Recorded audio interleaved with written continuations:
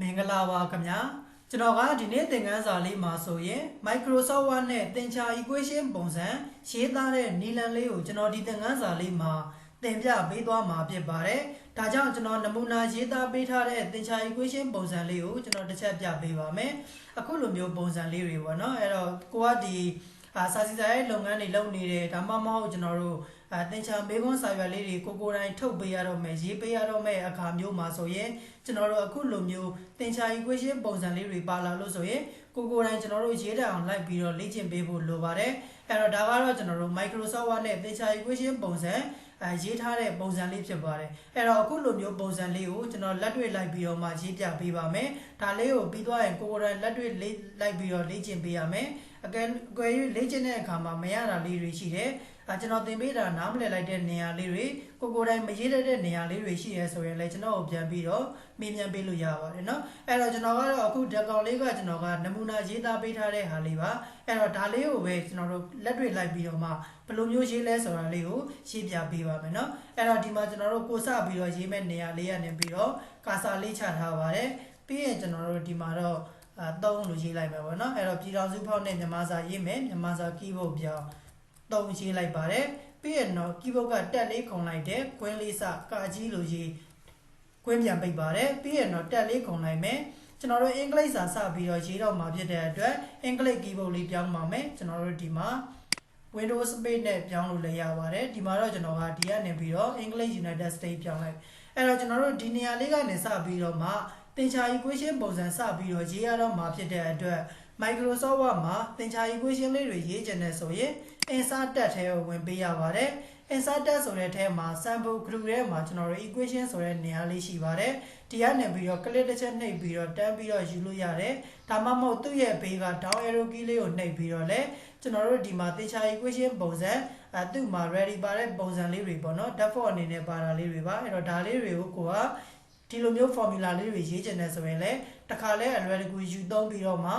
ှသူ့ထက်ကစာလေးတွေကိုကိုယ့်ရဲ့သင်္ချာ equation format လေးနဲ့ပြောင်းပြီးတော့မှရေးလို့ရပါတယ်အဲ့တော့ကျွန်တော်တို့ကအခုမှစပြီးတော့မှဒီပုံစံလေးတွေကိုမကြိုက်ဘူးကိုယ်တိုင်အခုလိုမျိုးပုံစံလေးဖြစ်အောင်ရေးချင်တာဖြစ်တဲ့အတွက် insert new equation ဆိုတာလေးကိုနှိပ်ပြီးတော့ကျွန်တော်တို့သွားလို့ရတယ်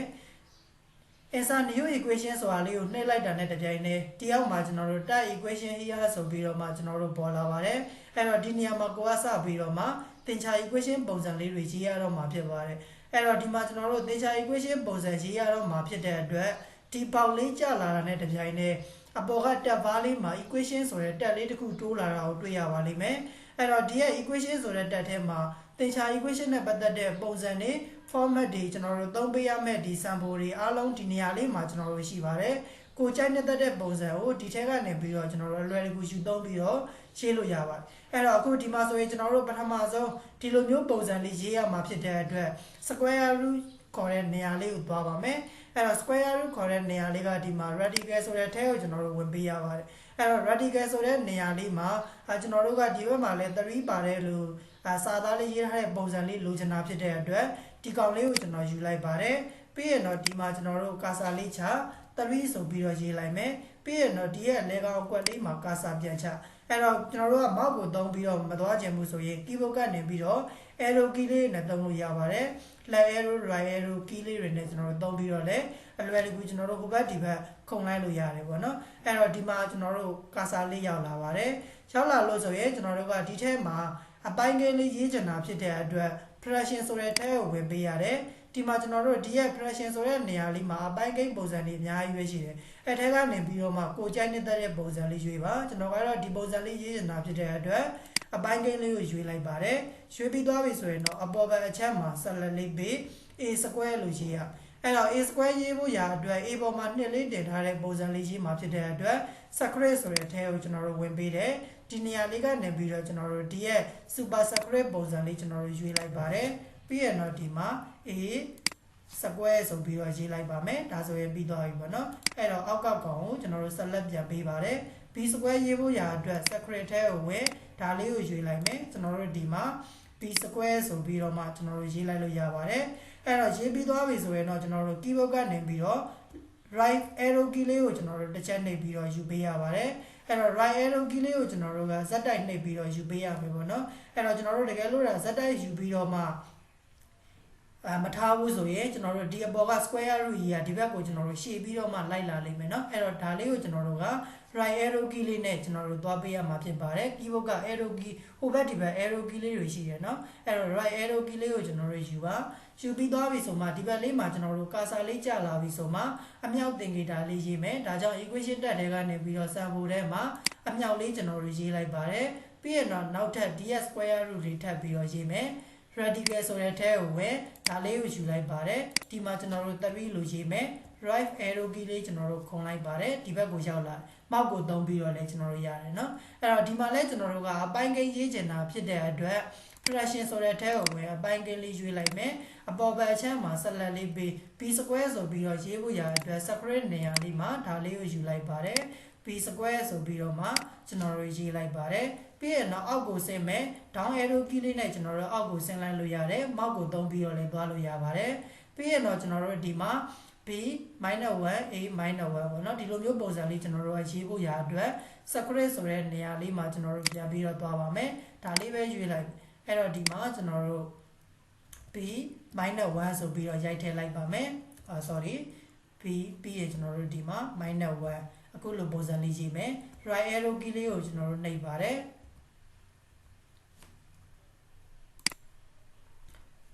်ပြီးရင်တော့ဒီမှာ separate ထဲကနေပြီးတော့ဒါလေးကိုပြန်ပြီးတော့ရွေးလိုက်မယ်ပြီးရင်တော့ a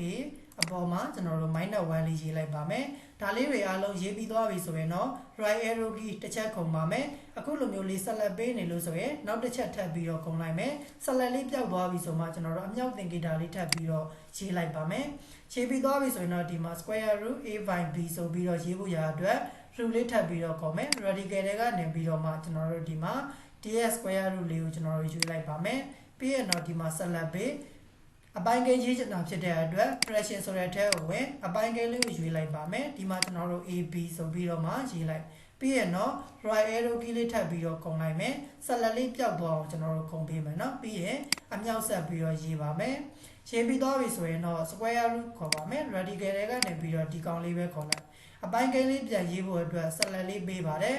fraction တွေကအပိုင်းကိန်းလေးပါအပေါ်မှာကျွန်တော်တို့ဆက်လက်လေးပေးတယ် a -1 ဆိုပြီးတော့ရေးဖို့ရအတွက် separate ဆိုတဲ့နေရာလေးမှာဒီကောင်လေးကိုရွေးဒီအောက်က4000ကွက်လေးထဲမှာ a လို့ရေးအပေါ်မှာကျွန်တော်တို့ -1 လို့ရေးလိုက်ပါတယ်ပြီးရင်တော့အောက်က4000ကွက်လေးကိုဆက်လက်ပြန်ပြီးတော့ပေးပါတယ် separate ထဲကနေပြီးတော့မှ super separate ကိုရွေးပါတယ်ဒီမှာကျွန်တော်တို့ b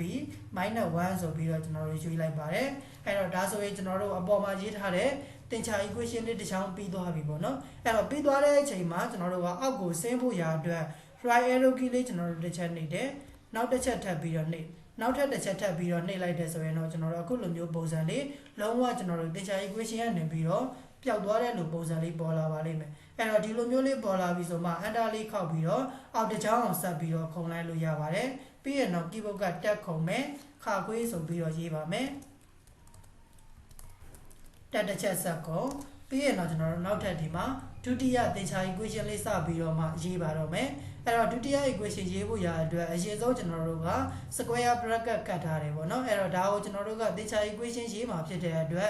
insert တက်ထဲကနေပြီးတော့မှ equation ဆိုတာလေးကိုနှိပ်လိုက်ရင်ဒီမှာကျွန်တော်တို့ type equation here ဆိုပြီးတော့ပေါ်လာပါတယ်ဒီမှာကျွန်တော်တို့က4000ခွက်လေးခတ်ချင်တာဖြစ်တဲ့အတွက်ကျွန်တော်တို့ဒီမှာ bracket ဆိုတဲ့အထဲမှာ bracket နဲ့ပတ်သက်တာတွေကျွန်တော်တို့အများကြီးပဲရှိတယ်အဲထဲကနေပြီးတော့4000ခွင်းခတ်ချင်တာဖြစ်တဲ့အတွက်ဒီကောင်လေးကိုကျွန်တော်တို့ယူလိုက်ပါတယ်ယူပြီးသွားပြီဆိုရင်တော့ဒီမှာကျွန်တော်တို့အလဲကောင်က4000ခွက်လေးထဲမှာမောင်းနဲ့ကလစ်တစ်ချက်နှိပ်ပြီးတော့ဆက်လက်လေးပေးမယ်အပိုင်းကိန်းလေးရေးဖို့ရာအတွက် fraction တွေကနေအပိုင်းကိန်းကိုယူလိုက်မယ်အပေါ်မှာကလစ်တစ်ချက်ထောင်မယ်ပြီးရင်တော့ဒီမှာ square root ဒီပုံစံလေးရေးဖို့ရာအတွက်ကျွန်တော်တို့ radical ဆိုတဲ့ထဲကိုဝင်ဒီကောင်လေးကိုနှိပ်ပါတယ်ပြီးရင်တော့လေကောင်4000ကွက်မှာဆက်လက်လေးပေးပြီးရင်ကျွန်တော်တို့250 a 3ဆိုပြီးတော့ရေးဖို့ရာအတွက် secret ထဲကနေပြီးတော့ဒီကောင်လေးကိုရွေးလိုက်အဲ့တော့ဒီမှာကျွန်တော်တို့ရေးလို့ရသွားမယ်250 a right arrow key လေးနဲ့ခုံ3လို့ရေးလိုက်မယ်ပြီးရင်တော့ down arrow key လေးနဲ့အောက်ကိုခုံပြီးတော့မှကျွန်တော်တို့ဒီမှာသွားလို့ရတယ်အဲ့တော့ mouse ကိုသုံးပြီးတော့လည်းသွားလို့ရတယ် arrow key လေးတွေကိုသုံးပြီးတော့လည်းကျွန်တော်တို့သွားလို့ရပါတယ်เนาะအဲ့တော့အပေါ်ဘက်အချမ်းလေးရေးပြီးသွားတော့အောက်ဘက်အချမ်းလေးကျွန်တော်တို့ရေးပါမယ် square radical တွေကနေပြီးတော့ဒီကောင်လေးကိုယူအလဲတောင်4,000 ကွက်လေးမှာဆက်လက်လေးပေးပြီးရင်တော့ကျွန်တော်တို့ဒီမှာစပြီးတော့ရေးလိုက်တော့မယ် secret ထဲကဒါလေးကိုယူဒီမှာကျွန်တော်တို့ click တစ်ချက်ထောက်908 B